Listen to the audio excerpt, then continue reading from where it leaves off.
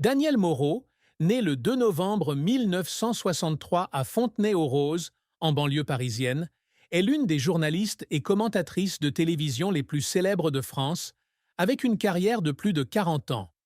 Passionnée de radio, renvoyée de sa classe pour avoir écouté les grosses têtes, elle est devenue une icône des médias français, intervenant notamment sur France Inter, RTL, Europe 1 et dans des émissions comme C'est au programme sur France 2 et Touche pas à mon poste sur C8. Avec son style percutant, humoristique et parfois controversé, elle a conquis le cœur de millions de téléspectateurs, devenant un personnage incontournable de talk-show célèbres. Cependant, derrière son aura de célébrité, Danielle Moreau porte en elle une profonde tristesse, des blessures émotionnelles qu'elle partage rarement publiquement.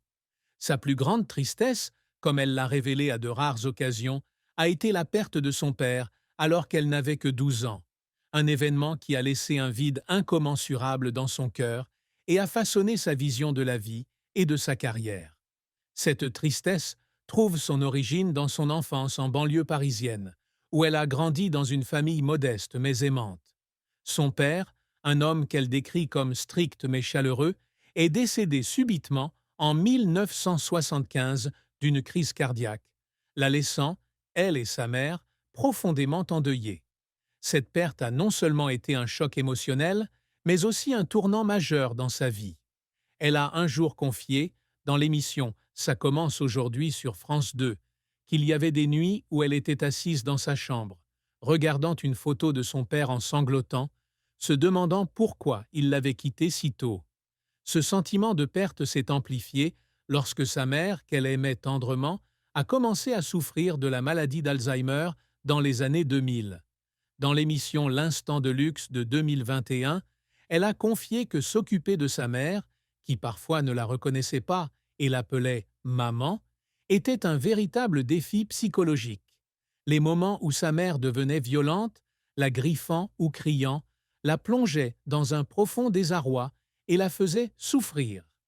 Les larmes qui coulaient silencieusement, assise aux côtés de sa mère, tentant de lui rappeler de vieux souvenirs, devinrent indissociables de sa vie.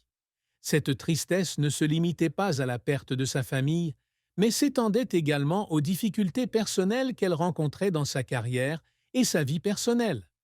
Célibataire sans enfant, elle était souvent la cible de moqueries du public et de ses collègues concernant son célibat, notamment dans l'émission « Touche pas à mon poste ».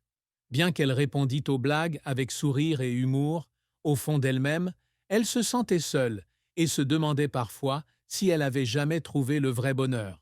Cette douleur devint encore plus évidente lorsqu'elle rencontra des difficultés financières dans les années 2010, lorsqu'elle avoua sur Buzz TV se trouver dans une situation financière difficile, malgré un salaire élevé grâce à son travail à la télévision. Ces pressions, combinées à la responsabilité de s'occuper de sa mère et au sentiment de ne pas être aimée, la conduisirent à une période de grave dépression, au point d'envisager le suicide. Elle s'est confiée sur Touche pas à mon poste. L'émission, avec le soutien de Cyril Hanouna et de ses collègues, l'a sauvée de la mort, un aveu qui a ému le public. La carrière de Danielle Moreau a été un parcours inspirant, jalonné de succès et de défis difficiles. Elle a débuté sa carrière dans les médias très jeune, passionnée de radio.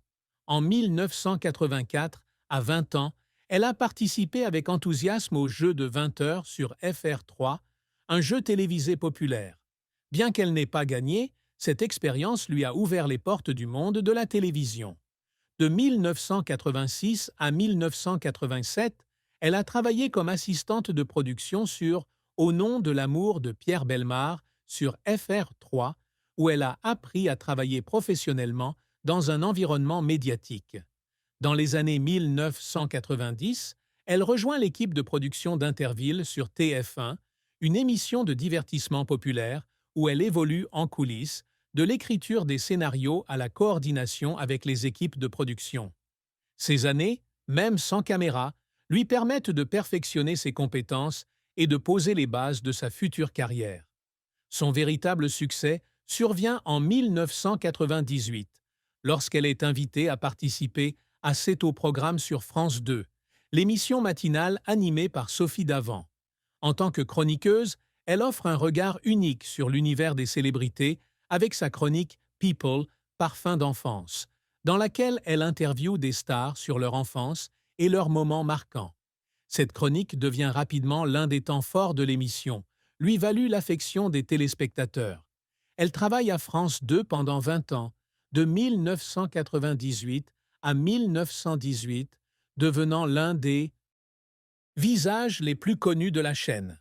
Pourtant, son départ de C'est au programme en 2018 n'est pas une décision facile.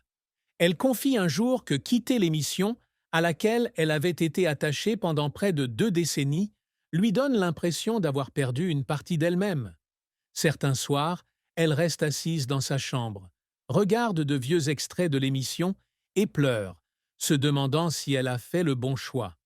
Parallèlement à la télévision, elle s'est également fait connaître à la radio. À partir de 2000, elle rejoint Le Fou du Roi sur France Inter, aux côtés de Stéphane Bern, où elle présente la chronique People tous les jeudis. Son style humoristique, tranchant et parfois excentrique, fait de cette chronique un moment fort de l'émission.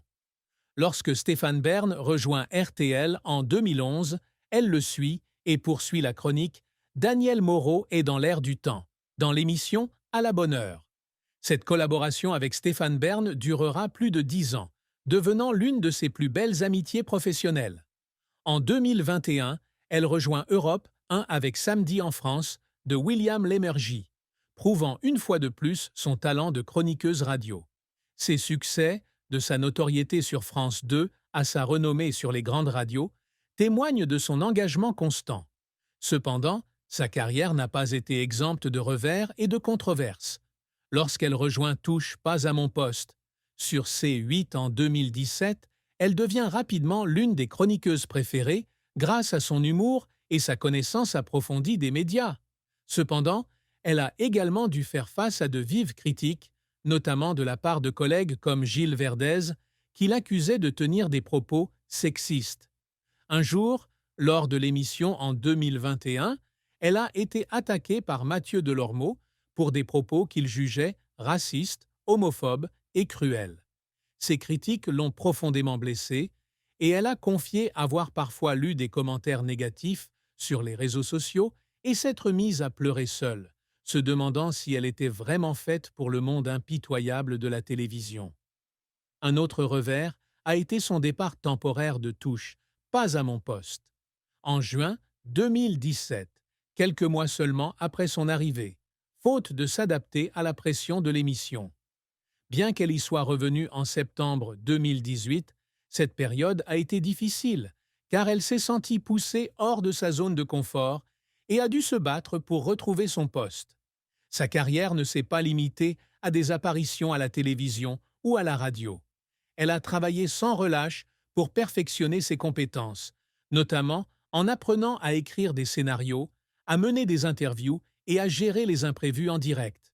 Il lui arrivait de se préparer pour une émission de C'est au programme, mais de découvrir que l'invité avait annulé à la dernière minute, la forçant à gérer l'émission toute seule. Ces moments, bien que stressants, l'ont aidée à devenir une journaliste flexible et professionnelle. Cependant, la pression de devoir toujours être parfaite devant le public l'a fait pleurer plus d'une fois. Un jour, après un enregistrement raté pour Touche pas à mon poste, elle est rentrée chez elle et s'est assise dans le noir, pleurant, sentant qu'elle n'était pas à la hauteur. Ses larmes, bien que douloureuses, l'ont motivée à persévérer et à obtenir de meilleures performances à la télévision. La triste fin de la vie de Daniel Moreau, dans un scénario fictif, est le moment où elle a décidé de se retirer du monde du divertissement en 2023, après une série d'événements personnels et professionnels. Après de nombreuses années consacrées aux médias, elle se sentait épuisée par la pression du travail et la responsabilité de prendre soin de sa mère. Le scandale de ses propos controversés dans Touche pas à mon poste. En 2022, où elle a été accusée de propos déplacés, l'a placée au centre des critiques sur les réseaux sociaux. Bien qu'elle se soit excusée publiquement et ait expliqué que ses intentions avaient été mal comprises, les critiques incessantes l'ont plongée dans un état de dépression. Elle a commencé à éviter les apparitions publiques, à refuser les demandes d'interview et s'est progressivement retirée des émissions de télévision. Dans une rare interview accordée à Jordan Deluxe fin 2023, elle a admis avoir le sentiment d'avoir perdu la lumière dans sa carrière et de ne plus avoir la force de continuer. Cette décision, aussi douloureuse soit-elle, lui a permis de préserver sa santé mentale, mais elle lui a aussi laissé le sentiment d'avoir perdu une part de son identité. Cette fin ne fut pas seulement un retrait des projecteurs, mais aussi une reconnaissance de ses propres limites. Elle a confié que quitter la télévision, où elle avait passé sa vie à se forger une réputation, avait été l'une des décisions les plus difficiles de sa vie. Il y avait des soirs où, assise dans son petit appartement parisien, elle regardait les récompenses